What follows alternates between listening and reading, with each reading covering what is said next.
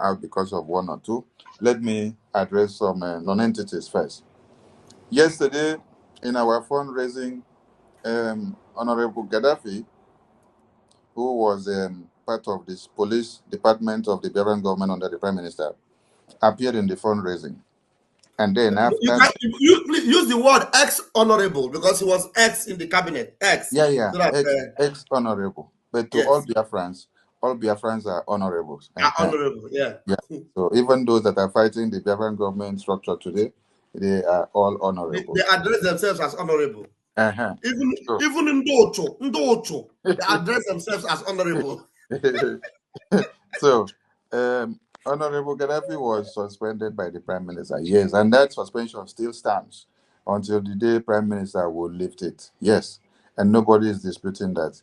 But every Biafran is a Biafran, and you have the right to apply for your ID card. Listen, I'm starting from ID card. I'm starting from ID card now. No matter the crime you have committed and you have been suspended, you have the right to apply for your ID card. You pay for it, you upload everything, it will be processed, you go and collect because that is your national identity. If you don't have it, no one will identify you as a Biafran. And every Biafran also have a right to pay their liberation tax. Liberation tax. So, Honorable Gaddafi came into the fundraising yesterday in the absence of PM to give his solidarity to the Prime Minister and to stand against those that are trying to destroy what he has built. And then he did not just come in, he made his donation to the fundraising, to the two websites which is being used to fund the Biafran Liberation Army on ground. So Gaddafi is not back to the Prime Minister's cabinet. No one can reinstate him when Prime Minister is not here, and he's not part of the defense on ground, and he's not part of any department.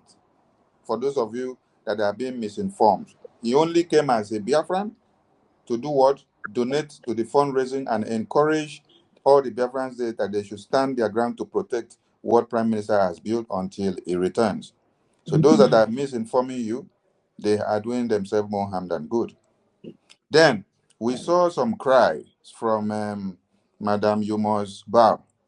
She was crying that Biafrans in Canada, Europe, Africa made donations last week and this week again, that they should have come and make it to her. So ignore her.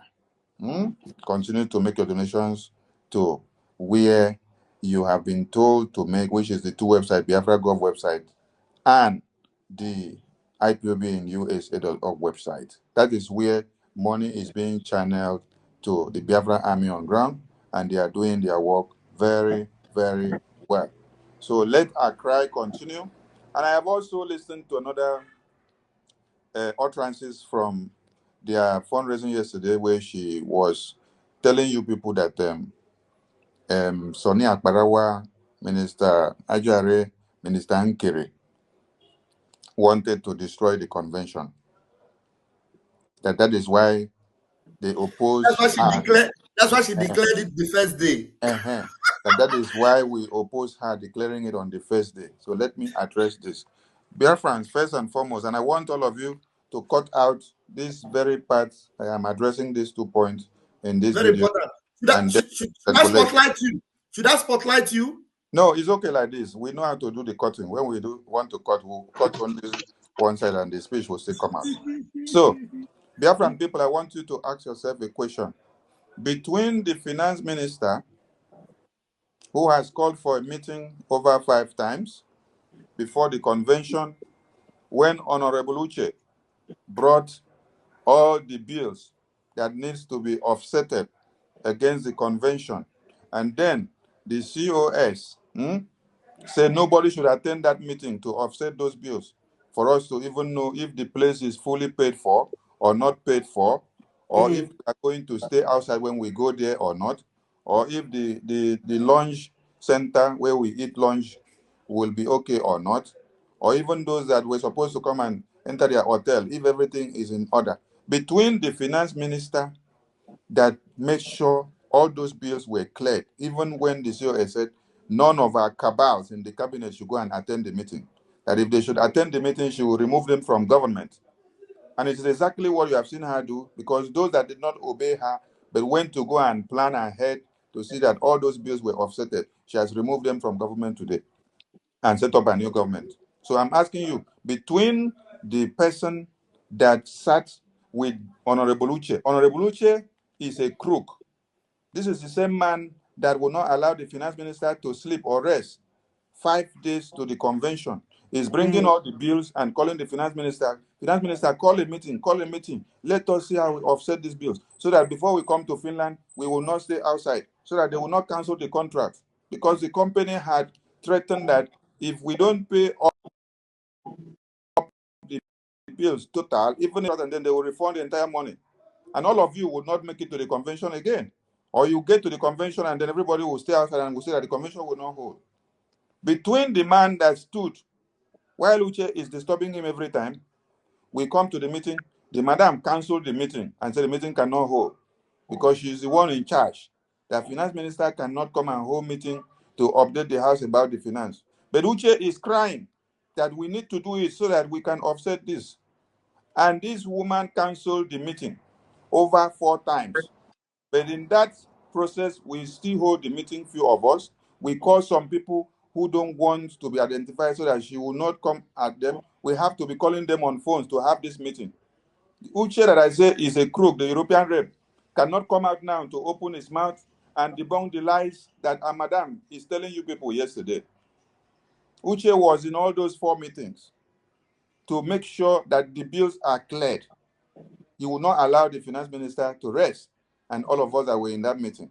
Many people even made donations in those meetings because it was to raise emergency fundraising within the cabinet so that we see how we can offset some bills that were pending. At the end of the day, the finance minister will bail us out, just like he has been bailing us out while the prime minister is here. We pleaded him and we pacified him and said, please do everything possible because prime minister trusted you with this Department of Finance in his presence and in his absence. So please do it. When he comes back, we will present your good works to him and he will still applaud you as he has been applauding you. So between that man that stood his ground when Madam Ngozi canceled the meeting of the financial report 4 consecutive times against the convention, and she that later ran to go and be the one to declare Biafra in 29 against the ordinances of Prime Minister on the 2nd, who is the bad guy. She is the same person that says she is afraid that we cannot declare Biafra on 2nd again, that she has to change it on the pulpit. When you saw her climb to the pulpit and say, I am making some changes on the program, that she has to declare it now, 29. And everyone in the cabinet grumbled and then said, we did not agree on this and you cannot do it. She says she is afraid she's getting intel from Nigeria, that Nigerian government is going to come and destabilize the convention. Ask her, between you that is communicating with Nigeria and getting intel, telling you what to do. Because those ones that she's working with in Nigeria are the people that gave her the information and said, turn the thing upside down. Do it on the 29 and then tell them that Nigerian government is coming. Between you that is giving us the message that Nigerian government were coming and us that challenge you and say, no matter what, PM is not even here. So you're supposed to even work with peace. You're not supposed to be afraid.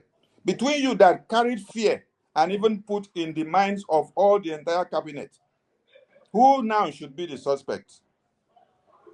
So Biafran people, the person that exercised fear in the convention ground and said, oh, she must do the thing now, 29, because she's afraid. She's afraid. This is the kind of leader that you people want. A leader that cannot stand the test of time, a leader that cannot brainstorm, a leader that will change our policies and strategies within a few minutes because of what has been told of her.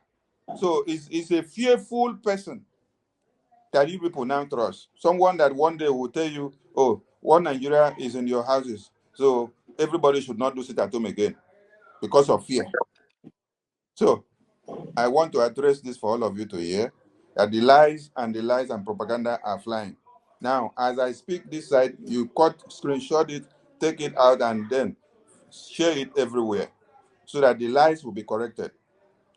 Your madam is the one that said she is shivering, she is afraid. She is afraid of Nigerian government. And all of us will say, there is nothing like being afraid of Nigerian government. Nigerian government is not inside Finland. It's not in this convention ground. If they were here in the first place, they would have come for PM. But now they have taken PM for Soko, so that nothing will happen to him. So why are you now being afraid? Why will you overturn the date? Allow the date to be as it is, because there's nothing obstructing us now. Let the thing still hold on the second. No, she wanted to turn it to do it on the 29th so that she could carry name. And when you listen to her saying it, she said, I did it. And she want to carry name that she's the one that declared Biafra. Not as PM, as put the date. And she said, you are smarted your enemies. You're communicating with the same people that is telling you what to do, how to turn the template. They still told you that you should not allow the Biafran people, the 517 delegates, to cast their vote and adopt the constitution.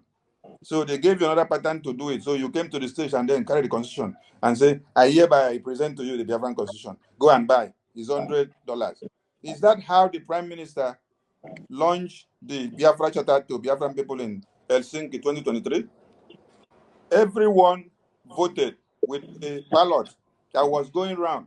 It was voted upon and then counted and was later pronounced. And Prime Minister said, all of you have voted for this charter, and after voting and adopting it, it has become a law. But in our own case, she did not give you the chance to vote for it to adopt. This is a constitution, no, this is not even a charter. So Prime Minister allow you to vote to adopt a charter to make it a law. How much more the constitution that will stay for the Biafran people for eternity? So when you are listening to her, hear it and hear it well, that she is just telling people propaganda.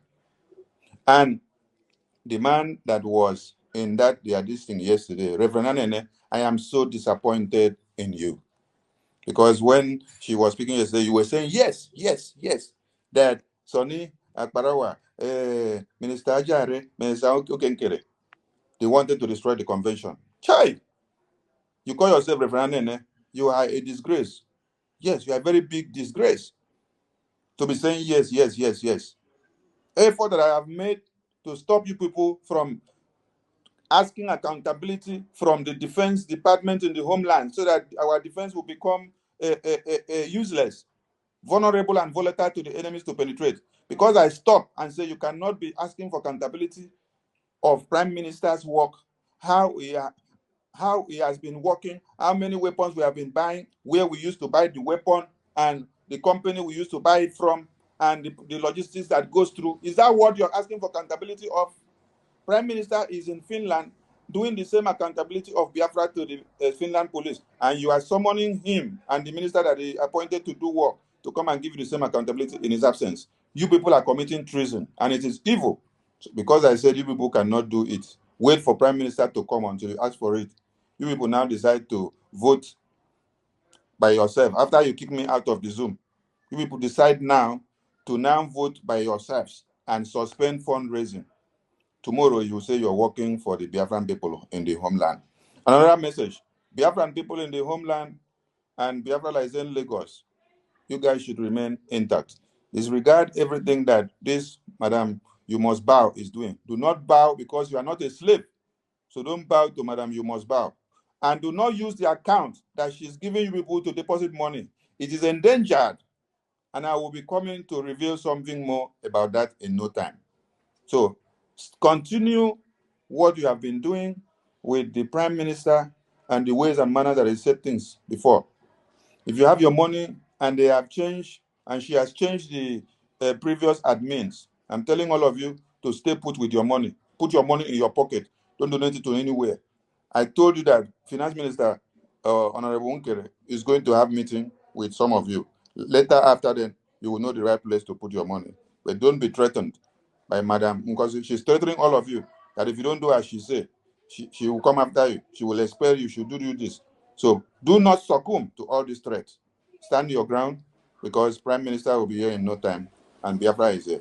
We are the gatekeepers, and we continue to protect this gate and keep it until our PM is back.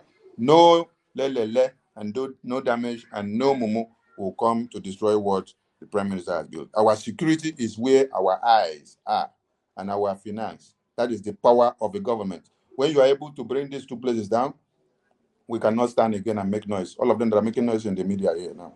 So support our fundraising. And thank you to all Biafrans that came out from all over the world yesterday to make sure the fundraising was a success. And if you turn to the other side where they were doing their own, you saw that they were crying. They were complaining and crying of how money is not coming from this country, this country, this country.